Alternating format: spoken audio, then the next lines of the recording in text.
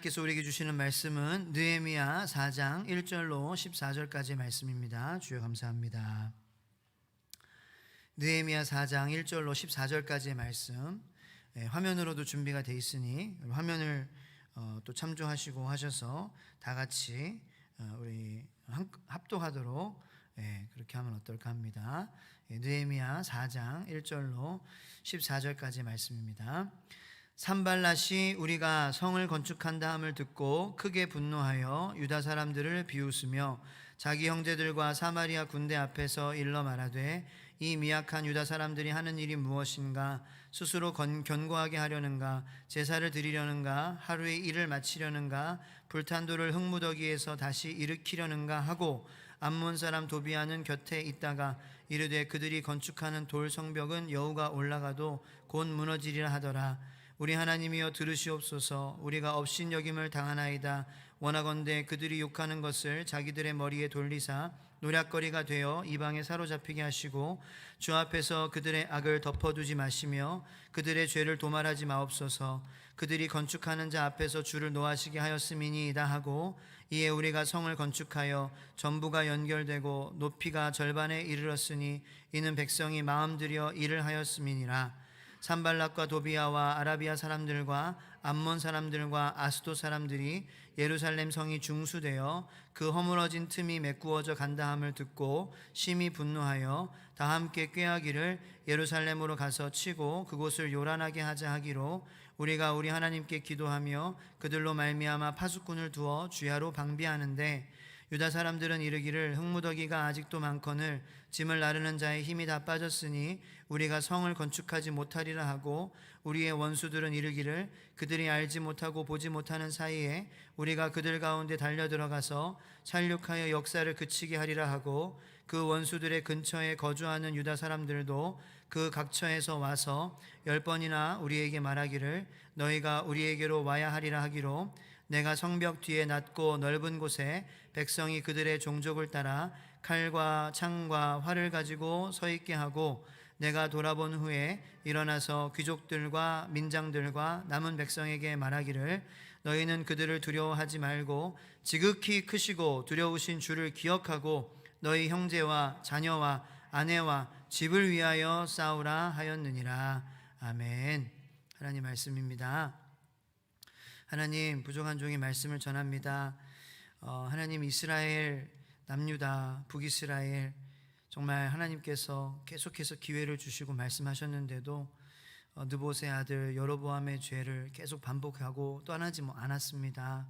그래서 경고하신 그 하나님의 말씀이 아수르와 바벨론을 통하여서 이루어졌습니다. 이스라엘은 침략당했습니다. 하지만 하나님의 또 계획은, 하나님의 눈은 또 다시 하나님의 뜻을 이어받을 사람들을 향하셨습니다. 끝이 아니었습니다. 그리고 또 유다 지파를 남겨주셔서 이제는 또 다른 그러한 해결책인 정말 예수 그리스도, 또 다른 해결책이 아니라 정말 완전한 해결책인 하나님의 구원의 말씀의 결정체, 언약의 결정체요. 정말 하나님께서 말씀하신 복의 정말 근원 되시는 예수님을 보내시기를 준비하시고 그렇게 하셨습니다. 그 가운데에 다시 남유다, 그 유다 지파, 그 다시 나라가 되고 세워져야 했습니다. 회복되어져야 했습니다. 그래서 하나님께서는 이스라엘 그 역사 가운데에 성전을 다시, 무너진 성전을 회복하시고 말씀 운동이 다시 일어나게 하시고 그리고 성벽을 재건하셨습니다.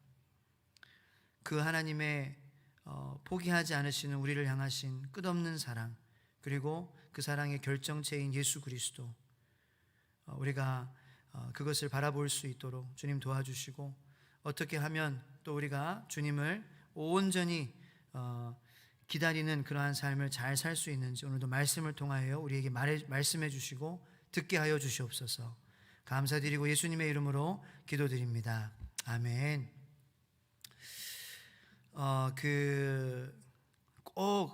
꼭 이렇게 우리가 하나님 앞에 헌신하고 결단하면은요, 방해가 꼭 생깁니다. 저도 늘 경험하지만 이 금식 꼭 마치고 다음 날 뭔가 일이 생깁니다. 뭔가 내 마음을 또 낙심하게 하고 막 그냥 뭐 이럴 거 금식 왜 했어? 막 이런 식으로 하나님 앞에 그냥 막 막무가내로 그러한 마음 가지는 그러한 일들이 일어납니다. 제가 1, 2, 3일 월삭 금식을 했잖아요. 오늘 어제 이제 자정으로 끝나서 이제 먹었죠. 이제 정말 주님 감사합니다. 감사가 그냥 절로 나오는 거예요. 그런데 꼭 여러분들도 내가 결단하면은 꼭 일이 생깁니다. 왜냐하면은 정말 하나님께서 살아계신 것처럼 마귀도 살아 있거든요. 그래서 오늘 사자와 같이 우리를 삼키려고 이렇게 기회를 보고 틈을 보고 있는 거예요. 정말 우리를 노려보고 있다가 그 한 틈 생기면 거기에 팍. 그래서 정말 사람이 마음이 변하는 거는 정말 몇 초도 안 걸립니다. 사람 마음 감사와 막 기쁨으로 성령 충만했다가 확 변하는 거예요. 진짜 몇 초도 안 걸려요.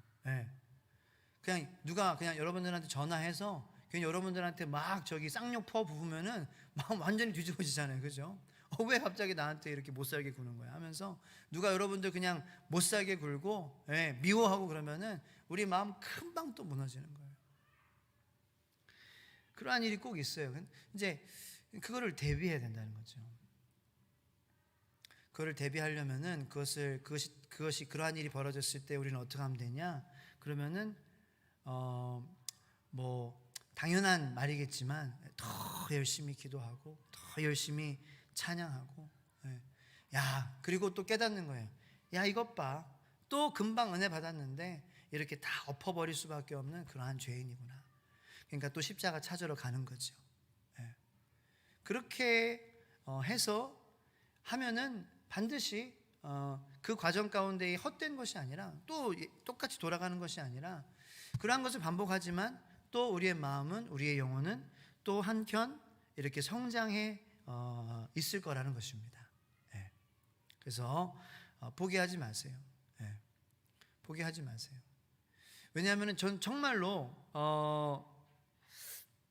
어떤 것을 느끼냐면은 예를 들어서 그런 과정을 통해서 하나님께서 예전 같았으면은 뭐 금식하고 나서 먹고 나서 첫날 어떤 일이 벌어졌다 그러면은 정말 낙심하고 다시 금식하기까지 다시 십자가로 나가기까지 다시 감사하기까지 예를 들어서 한 달 걸렸다고 생각해 보세요.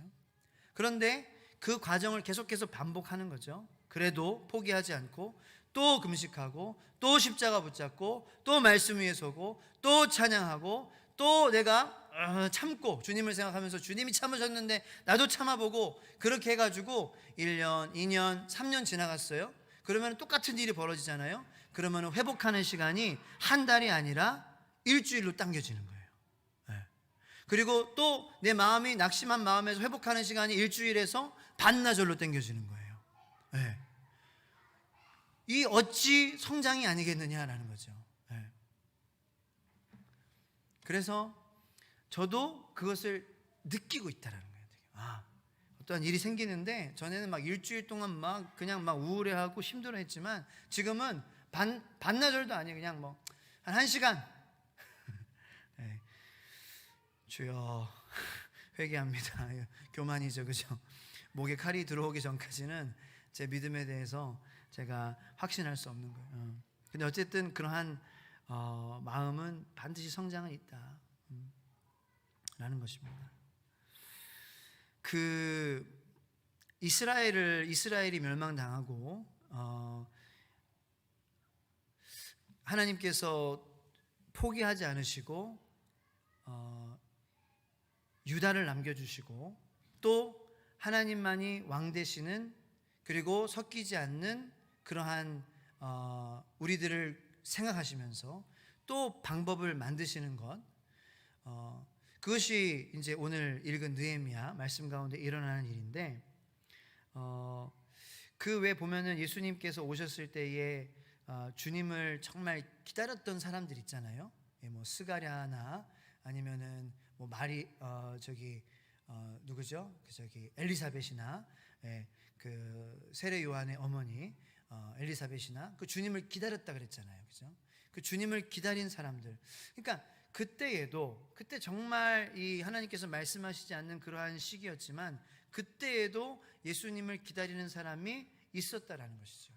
많지는 않았지만 이 시대에 예수님을 기다리는 사람이 정말 얼마나 되겠습니까?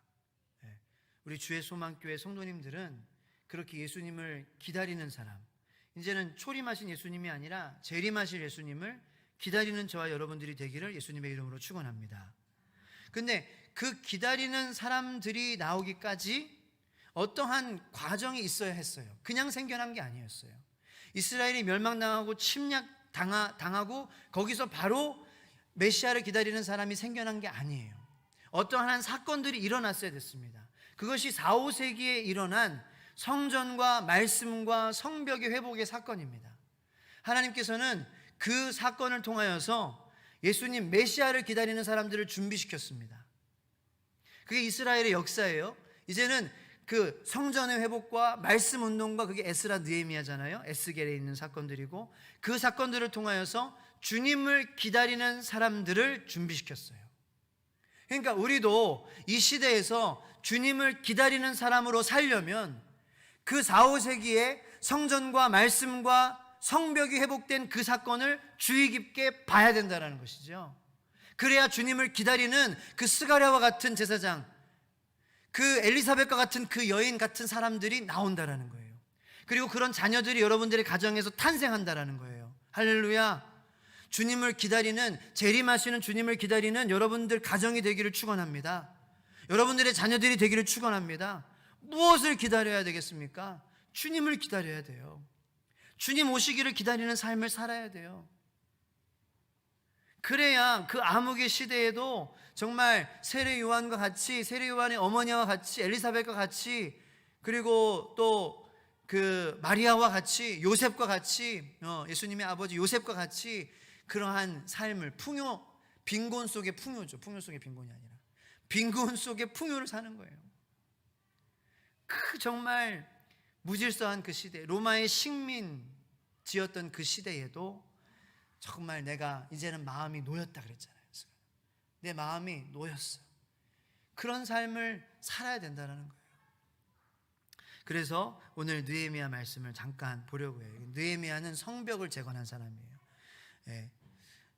나중에 이제 김봉현 목사님이 다 하실 거예요. 성경 읽어주는 수요예배 통해서. 저한테 너무 자세히 하지 말라 그러더라고요. 이거 나중에 할 건데 왜 벌써 하면 어떡하냐고. 그런데 하나님께서 이번 주에 구약의 말씀을 자꾸 이렇게 주시는 것 같았어요. 그래서 보도록 하겠습니다. 자, 느헤미야는 어떠한 사람이냐? 일단 평신도였어요. 느헤미야는 여러분과 같은, 저도 평신도죠. 다 이제 만인이 제사장이잖아요. 그죠? 하나님의 말씀 다 누구나도 들을 수 있고, 그렇죠. 교회를 운영하기 위해서 또 목회를 하기 위해서 목사라는 것이 직분이지, 저도 목사의 직분을 하면은 저도 그냥 성도입니다. 그래서 제가 이렇게 얘기를 해서 어떤 목사님들은 미워할 줄 모르겠지만, 그래 제가 설교를 누가 듣겠어요? 여러분들만 듣지. 목사의 직분을 하지 않으면은 저는 목사로 불리는 것은 그것은 하나님 마음에 합당하지 않은 거라고 생각을 해요. 어쨌든 그거는 이제 저의 무익한 종의 소견이고 그렇습니다. 어쨌든 느헤미야는 저와 여러분과 같은 평신도였어요. 페르시아의 아닥사스다 왕 제20년인 주전 445년에 성벽이 무너졌다는 소식을 듣고 보수하기 위해서 예루살렘 총독으로 자원합니다. 이 페르시아의 술관원이라는 직책을 마다했죠. 술관원은 정말 높은 직책이에요. 그런데 그 고위직을 마다했습니다. 고국의 어려움을 돕고 싶었어요. 느헤미야라는 이름은 여호와께서 위로하신다라는 이름입니다. 그는 성벽을 보수함으로 이름의 의미대로 유대 백성에게 큰 위로를 주는 인물이 됩니다. 그리고 그 백성들을 위로한 느헤미야는 저는 이렇게도 생각을 해요. 하나님에게 위로가 되지 않았을까? 그의 백성을 위로하는 자, 그는 하나님의 위로가 되었을 것입니다. 저는 여러분들이 하나님의 위로가 되기를 예수님의 이름으로 축원합니다. 그러면 우리가 해야 될 일은 하나님의 백성들을 위로하는 사람이 돼야 돼요. 네. 자, 성벽을 그래서 이 느헤미야가 재건을 하고 52일 만에 재건을 하게 됩니다. 그런데 그 의로운 일에 방해가 있겠어요, 없겠어요? 제가 아까 말씀드렸죠? 여러분들 의로운 자리로, 하나님을 더 붙잡는 자리로 나아가려고 하면은 꼭 마귀가 방해한다고요. 그리고 내 마음에 아직 해결되지 않은 그러한 것들이 막 나를 방해하는 거예요. 또다시 막 꿈틀꿈틀거리면서 그것이 아직 치유되고 회복되지 않은 그러한 부분들이, 아직 예수의 이름으로 물러가지 않은 것들이 또 방해하는 거예요. 그래서 이 의로운 일을 감당하는 데에 꼭 방해가 있습니다. 성경에 뭐 성전 재건하는 데도 방해 있었고, 또 말씀 운동, 에스라의 말씀 운동에도 방해가 있었고, 성벽 재건에도 방해가 있었습니다. 그래서 이 세 인물들이 나오는데 크게 두 인물로 산발락과 도비아라는 사람이 나옵니다. 사마리아의 총독인 산발락과 그의 하수인인 도비아가 성벽 건축이 재건이 한창인 현장에 나와서 그들을 조롱합니다. 조롱하고 협박하고 회유하고 여러 가지 방법으로 막 방해를 합니다. 그게 느헤미야서를 읽으면 볼 수 있습니다. 자, 그럼에도 불구하고 성벽 건축은 잘 진행이 돼요. 그래서 지금 오늘 4장 말씀에 중간까지 잘 왔다라고 기록이 되어 있어요. 근데 그거를 방해꾼들이 보니까 열 받아요, 안 받아요? 열 받아요. 내가 이렇게 조롱하고 회유하고 협박하는데 성전 건축이 잘 됐대요, 중간까지. 그러니까 열 받는 거예요. 자, 그래서 7절하고 8절 한번 말씀 다 같이 보도록 하겠습니다. 시작. 산발락과 도비아와 아라비아 사람들과 암몬 사람들과 아스돗 사람들이 예루살렘 성이 중수되어 그 허물어진 틈이 메꾸어져 간다 함을 듣고 심히 분노하여 다 함께 꾀하기를 예루살렘으로 가서 치고 그곳을 요란하게 하자 하기로. 네, 그죠? 자, 그래서 느헤미야의 그럼 해결 방법은 어떻냐? 9절 말씀에 나옵니다. 느헤미야의 해결 방법은, 믿는 자의 해결 방법은 이렇게 돼야 된다는 것입니다. 다 같이 읽겠습니다. 우리가 우리 하나님께 기도하며 그들로 말미암아 파수꾼을 두어 주야로 방비하는데. 아멘. 이게 느헤미야의 해결 방법이었고요, 우리들의 해결 방법이 되어야 될 줄로 믿습니다. 오늘 우리가 기도의 깊은 자리로 이 말씀을 붙잡고 나아가길 원하는데요, 이 말씀이 우리에게 말씀하시는 것은 무엇이냐? 두 가지입니다. 쉽게, 첫 번째, 하나님을 100% 신뢰하라. 따라해 보시기 바랍니다. 하나님을 100% 신뢰하라. 하나님을 100% 신뢰하고 의존하는 믿음을 가지라는 거예요. 그리고 두 번째, 인간의 책임감 100%. 따라해 보세요. 인간의 책임감 100%. 두 가지예요. 하나님을 100% 신뢰하고, 그리고 인간의 책임감 100%를 행해라라는 거죠. 그 최선이 만났어요. 하나님을 100% 신뢰하고 내가 또 100% 그 말씀 가운데 행한 그것이 만났어요. 그것이 우리의 현실에 필요한 믿음임을 믿으시기를 축원합니다. 그것이 우리에게 필요한 믿음이에요. 100% 하나님 신뢰하고 100% 우리는 노력해야 해요. 여러분, 종교개혁 아시죠? 마틴 루터가 한 종교개혁. 그래서 면죄부. 마틴 루터가 5가지를 강조했죠. 제가 좀 유식하지 않지만 한번 척해 보겠습니다. 솔라 스크립투라, 솔루스 크리스투스, 솔라 그라티아, 솔라 피데, 솔리 데오 글로리아. 5가지를 강조했어요. 솔라 스크립투라, 스크립투라라는 것은 스크립처, 말씀, 오직 말씀. 솔루스 크리스투스, 오직 그리스도. 솔라 그라티아, 오직 그레이스, 은혜. 솔라 피데, 페이스죠, 믿음 오직. 솔리 데오 글로리아, 오직 하나님의 영광. 이 5가지를 강조했어요. 그렇게 기독교 개혁을 주도한 마틴 루터는 이렇게 얘기를 했어요. 야고보서를 보고, 야고보서는 행함이 없는 믿음은 죽은 믿음과도 같다, 그렇게 얘기하잖아요. 근데 이 기독교 개혁의, 종교 개혁의 정신은 이신칭이잖아요, 그죠? 오직 우리가 믿음으로만 의롭다함을 받는 것이다. 행함 때문이 아니다라는 거예요. 근데 야고보서는 뭐예요? 행함이 없는 믿음은 죽은 믿음이다. 그러니까 마틴 루터가 이 야고보서, 성경 안에 있는 야고보서를 보고 지푸라기 서신으로 홀대했어요. 네, 놀랍죠? 어떻게 그럴 수 있어? 근데 그것은 그 개혁의, 기독교 개혁의 그 정신의 관점에만 의해서 그런 것이지, 그 이신층의의 관점에서만 바라봤을 때이지 우리도 그렇게 홀대하면은 안 된다라는 거예요. 왜냐하면은 바울 서신과 야고보서의 그것은 차이점을 모르고서 이야기하는 거예요. 여러분, 바울 서신이 대표적으로 이신층이잖아요. 바울은 믿음으로, 은혜로 오직 우리가 구원을 받는다. 네. 왜 그렇게 바울이 이야기를 했습니까? 그 서신의 수신자가 예수님을 처음 믿는 사람들이었기 때문이에요. 예수님 처음 믿는 사람들. 그런데 야고보서의 수신자는 달랐습니다. 야고보서의 수신자는 믿음에 이뤘어요. 예수님의 은혜로, 오직 믿음으로, 오직 은혜로, 그 믿음으로 의롭다 함을 받은 사람들이에요. 야고보서는 왜 쓰였냐라면은요, 야고보서는, 그러니까 바울 서신은 우리가 사람이 하나님 앞에서 어떻게 의롭게 되는가, 이거에 대해서 쓰고 있다면, 야고보서는 이제 의롭게 된 사람들이 어떻게 살아야 하는가, 그 칭의의, 이신칭의의 결과를 이야기하고 있다는 거예요. 여러분, 그것이 느헤미야가 지금 얘기하고 있는 거예요. 하나님 100%, 그리고 또 우리의 믿음의 행위 100%, 노력, 최선 100%라는 거죠. 우리는 이 두 가지를 가지고 살아야 하는 사람들이라는 것입니다.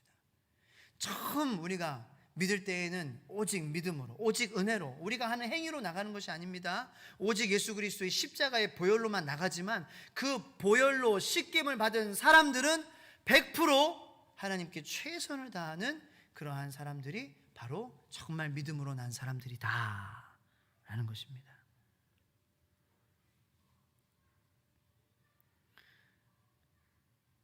다시 말해서 우리가 100% 신뢰하고 의존하고 하나님께 기도하자, 이 자리에 나왔잖아요. 그죠?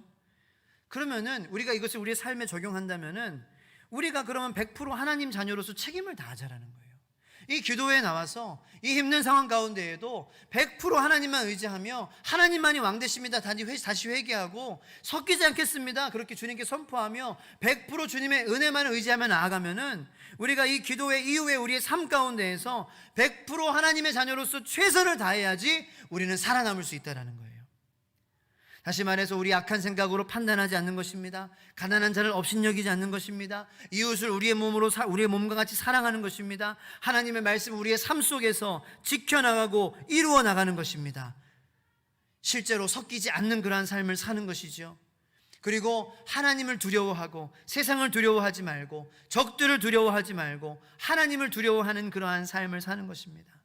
그러면 하나님께서 반드시 함께 하시고 우리를 도우신다는 선포입니다. 그래서 느헤미야는 기도해라, 그리고 파수꾼을 두어서 주야로 방비해라, 이렇게 이야기했어요. 100% 하나님께 신뢰하고, 그리고 그 하나님의 은혜로 말미암아 하나님을 신뢰하는 사람으로서 그 삶을 100% 살아내라라는 것이죠. 근데 그것이 참 힘듭니다. 10절부터 12절까지 말씀 보겠습니다. 유다 사람들은 이르기를 흙무더기가 아직도 많거늘 짐을 나르는 자의 힘이 다 빠졌으니 우리가 성을 건축하지 못하리라 하고, 우리의 원수들은 이르기를 그들이 알지 못하고 보지 못하는 사이에 우리가 그들 가운데 달려 들어가서 살육하여 역사를 그치게 하리라 하고, 그 원수들의 근처에 거주하는 유다 사람들도 각처에서 와서 10번이나 우리에게 말하기를 너희가 우리에게로 와야 하리라 하기로. 자, 일단은 유다 사람들이 너무 힘들대요. 아직도 할 일이 많은데, 무더기도 많이 치워야 하는데 짐을 나르는 자의 힘이 다 빠졌대요. 이거 지들이 하는 것도 아닌데 보면서, 일하는 사람들 보면서 부정적인 얘기만을 하는 거예요. 그리고 또 뭐라고 얘기하냐, 원수들도 쳐들어온대, 우리를 죽인대. 야, 그들이 우리한테 그들에게로 오라 그랬어. 회유한 거 얘기하는 거예요. 회유한 거. 이제 그만두고 적에게로 가면은 편할 것 같아. 우리가 왜 이거 하고 있는 거야? 이런 식으로 지금 유다 백성들이 얘기하고 있는 거예요.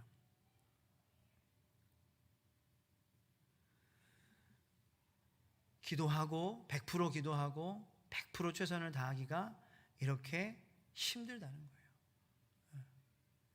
본인도 무더기 나르는 사람들도 힘들었겠지만 100% 기도하고 100% 최선을 다하고 있는데 옆에서 이렇게 찬물 끼얹는 사람들 때문에 힘들기도 해요. 야, 너 안 돼. 하면서 옆에서 자기가 하는 것도 아닌데 막 부정적으로 얘기하는 거예요. 그럼 힘이 빠져요. 부정적으로 얘기하면. 그리고 또 막 이렇게 세상은 우리를 회유하고, 야, 내가 더 편하게 해줄게. 야, 정말 힘들어요. 그죠?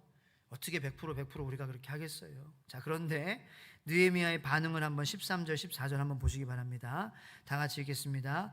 내가 성벽 뒤에 낮고 넓은 곳에 백성이 그들의 종족을 따라 칼과 창과 활을 가지고 서 있게 하고, 내가 돌아본 후에 일어나서 귀족들과 민장들과 남은 백성에게 말하기를, 너희는 그들을 두려워하지 말고 지극히 크시고 두려우신 주를 기억하고 너희 형제와 자녀와 아내와 집을 위하여 싸우라 하였느니라. 아멘. 오히려 내가 성벽 뒤에 낮고 넓은 곳에서 백성이 그들의 종족을 따라 칼과 창과 활을 가지고 서 있게 하고, 야, 쓸데없는 소리 하지 마. 빨리 창 들어, 칼 들어, 빨리 준비해. 싸울 준비해. 지금 쳐들어오고 있대잖아. 지금 12절에 쳐들어오고 있다 그랬잖아요. 11절에 우리 가운데 보지 못하는 사이에서 살육을 역사하여 역사를 그치게 하리라. 살육하여 그렇게 말했. 그러니까 쳐들어와? 야, 그럼 준비해. 싸워야지. 그러니까 느헤미야는 와, 정말 피곤한 사람이었던 거예요. 우리가 같이 신앙생활하기에 정말 피곤한, 빡세게 믿는. 와. 근데 이런 사람이 필요합니다. 네. 이런 사람이 진리를 말하거든요. 정말 바른 말이에요. 그런데 정말 느헤미야가 하는 건 바른 말이에요. 이런 사람이 필요해요. 자, 그래서 칼과 창과, 야, 온다 그러면 싸워야지, 뭐 하는 거야 지금 우리가 하면서, 그러고 나서 근데 또 지혜로운 사람이었어요. 또 공감할 수 있는 사람이었어요. 그냥 무조건 기도해, 기도하면 돼. 야, 싸워, 말씀대로 살아, 그러면 되는 거야. 그렇게만 얘기하는 사람이 아니라 그렇게 사람들이 할 수 있도록 마음을 움직일 수 있는 사람이었어요. 느헤미야가 뭐라고 얘기를 하는데 이스라엘 백성들, 유다 백성들이, 남은 유대 백성들이 반응합니다. 뭐라고 얘기했어요? 14절에 야, 너희는 그들을 두려워하지 말고 지극히 크시고 두려우신 주를 기억하고 너희 형제와 자녀와 아내와 집을 위하여 서라도 싸워. 그러면 하나님 위해서 못하겠다면 너 목숨, 네 자녀 목숨 걸고 너 집에 생명 걸고 싸워. 알겠어? 하나님 나라 안 보여? 메시아 소망 안 보여? 그래, 이해해. 그래, 성령 충만하지 못해서 그런 거야. 괜찮아. 근데 온대잖아. 그러면 네 목숨, 네 아내, 남편 목숨 걸고 네 자녀 목숨 걸고 가정의 생명 걸고 싸워. 그렇게 말하는 거예요. 그 말에 유대 백성들이 움직이기 시작했어요.